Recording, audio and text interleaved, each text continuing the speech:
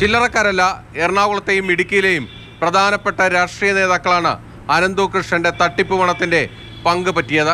ആനന്ദകുമാറിനെയും അതോടൊപ്പം തന്നെ ഈ NGO കോൺഫെഡറേഷന്റെ ഡയറക്ടർമാരെയും പ്രതിയേർക്കാൻ പോലീസ് തീരുമാനിച്ചിട്ടുണ്ട്. ഈ വാർത്തകളെയെല്ലാം ശരിവെക്കുകയാണ് അനന്തു കൃഷ്ണൻ.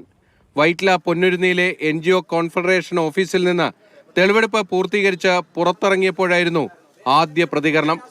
NGO കോൺഫെഡറേഷൻ ആരംഭിച്ചതും 200-ലധികം സംഘടനകൾ ഇതിലേക്ക് വന്നത്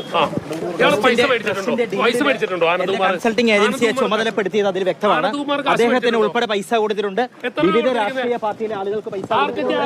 BJP നേതാവ് AN രാധാകൃഷ്ണന്റെ സംഘടനയായ സൈൻ ഈ പദ്ധതികളുടെ എല്ലാം നടത്തിപ്പ് ചുമതലയുണ്ടായിരുന്ന സ്ഥാപനമാണെന്നും അനന്തു കൃഷ്ണൻ വെളിപ്പെടുത്തി.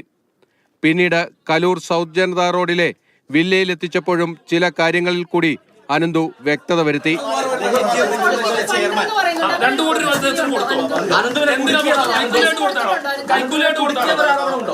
ഇതിനുശേഷം കടവന്ത്രയിലെ ഓഫീസിലെത്തിച്ചു.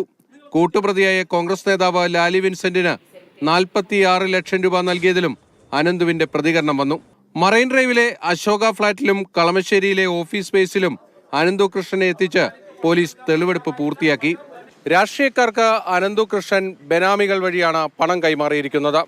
അതിന്റെ രേഖകൾ പോലീസിൽ ലഭിച്ചിട്ടുണ്ട്.